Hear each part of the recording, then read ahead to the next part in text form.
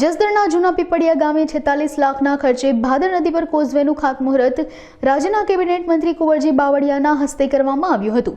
જૂના પીપળિયા ગામે રામદેવ પીરના મંદિરે પાવર બ્લોકના કામનું ખાતમુહૂર્ત કરવામાં આવ્યું હતું તેમજ રામદેવ પીરના મંદિરે રેન બસેરાનું લોકાર્પણ કરાયું હતું। આ તકે મોટી સંખ્યામાં લોકોએ ખાસ હાજરી આપી હતી તેમજ તાલુકા ભાજપ પ્રમુખ ભાવેશ વેકરિયા સહિત ભાજપ સંગઠનના હોદ્દેદારો હાજર રહ્યા હતા। કેબિનેટ મંત્રી કુંવરજી બાવળિયાએ પોતાના વક્તવ્યમાં કહ્યું હતું કે જૂના પીપળિયા સહિત આસપાસના ગામોના સુખાકારી માટે દરેક કામોને દિવસે ને દિવસે વેગ મળી રહ્યો છે। જૂના પીપળિયા ખાતેથી આજે 3 કામો જે વર્ષોથી જૂના પીપળિયાથી નાગનાથ મંદિર તરફ જવાનો એ વાડી વિસ્તારમાં ભાદર નદીમાં ખેડૂતોને પસાર થવું ખૂબ મુશ્કેલી પડતી।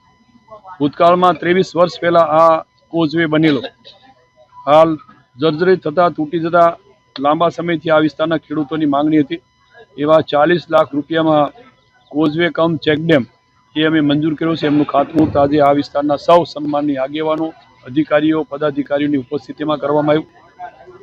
ધારાસભ્યની ગ્રાન્ટમાંથી રેન બસેરાનું કામ થયું હતું એનું પણ લોકાર્પણ કરવામાં આવ્યું। જિલ્લા પંચાયતના સદસ્યની ભલામણથી જિલ્લા પંચાયતના ભંડોળમાંથી બ્લોક પેવરનું કામ જેનું પણ ભૂમિપૂજન કરવામાં આવ્યું।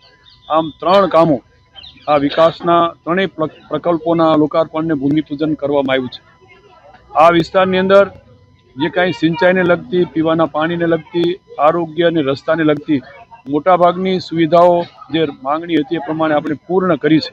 નોન પ્લાન રસ્તો જે સાણથલીથી ધોરખાણ એ પ્રમાણે અહીંયા જીવાપરથી જસાપરનો 6.5 કરોડનો બ્રિજ, ઈશ્વરિયાની આજુબાજુમાં ઈશ્વરિયાથી છેક દડવા સુધીનો રોડનું વાઇડનિંગ અને બ્રિજ, આમ લગભગ આ બાજુના રસ્તાના રીકાર્પેટના કામ, જીવાપરનું પ્રાથમિક આરોગ્ય કેન્દ્ર, આટકોટનું આયુષ હોસ્પિટલ, આમ લગભગ આ વિસ્તારના વિકાસના તમામ કામો આપણે પૂર્ણ કરવા માટે પ્રયત્ન કર્યો છે અને એના ભાગરૂપે આજે આ વિસ્તારના સૌ સન્માનીય આગેવાનોએ પણ બધાની ઉપસ્થિતિમાં આભાર વ્યક્ત કર્યો।